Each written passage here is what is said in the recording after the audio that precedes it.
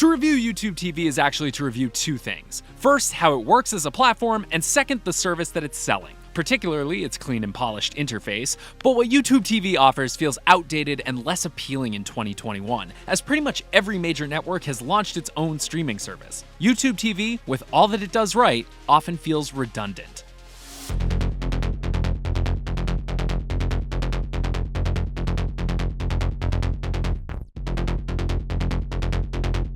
As of now, YouTube TV has one base plan and a ton of add-on options. The base plan is $65 a month for a host of popular channels, unlimited DVR, 3 simultaneous streams, and access from pretty much every device you could imagine. In addition, there are various upgrade packages that add options like 4K streams of some networks and live-streamed NBA games.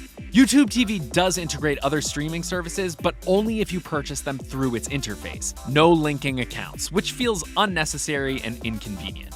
Frankly, the total number of package options can be mind-numbing. Having to pay that $65 monthly fee before then adding upgrades may not feel like the best option if you're hoping for a la carte cable, but at least it feels easier than going through a cable provider. But region locking issues and a twice-a-year limit on changing the region associated with your account may prevent some users from seeing the full value of that function. Long story short, if you're planning on watching your hometown team's game from across the country, YouTube TV fumbles the puck on that one. Over on the recorded content side, the unlimited DVR lets you save as much as you want, but it dumps your recordings after 9 months, so it's unlimited with limits. That said, the DVR lives in the cloud, so you can access your saved content from most devices anytime.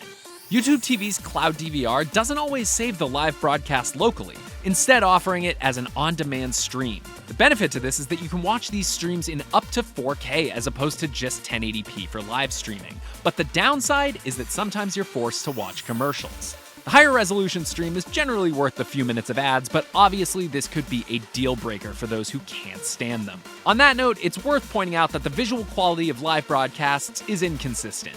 YouTube TV claims that it can stream at up to 1080p, upscaled from TV broadcasts' native 720p resolution, and sometimes it achieves that, but occasionally there are noticeable dips in quality between commercials and your shows. The YouTube TV platform is easy to use, virtually bug-free, and features a pleasantly consistent design across all devices. YouTube TV will offer you suggestions on what to watch, mostly based on your own habits, but doesn't force those suggestions on you.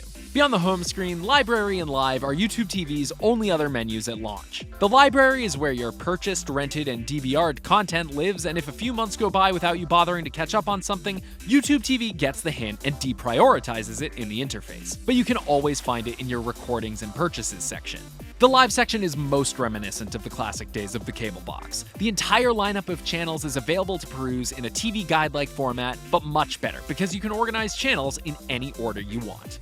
Of course, in 2021, the value of being able to jump into the middle of a TV show's live broadcast is not what it once was. Sure, relying on whoever still programs cable schedules to pick what episode of Diners, Drive-Ins, and Dives you watch takes the stress out of the decision after a long day. But in many cases, why would you want to watch whatever's on instead of picking your own show or movie to start from the beginning? With nearly every major network joining the streaming game and so many doing it well, the varying resolution live TV model offered by YouTube TV is simply less compelling and, unfortunately, becoming increasingly redundant.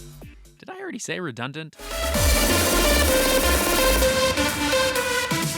While YouTube TV's interface may be fantastic, the service is sorely lacking in worthwhile content to stream. YouTube TV's bundles and on-demand options from every network in its lineup is extensive, but with live cable comes inconsistent resolution and commercials you may not get on other services. Streaming services have come a long way since YouTube TV first launched in 2017, but the landscape is more competitive than ever.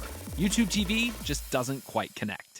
Thanks for watching. For more streaming platform reviews, check out what we thought of Peacock, HBO Max, and Disney Plus's launches, and as always, be sure to follow and subscribe wherever you like to watch IGN.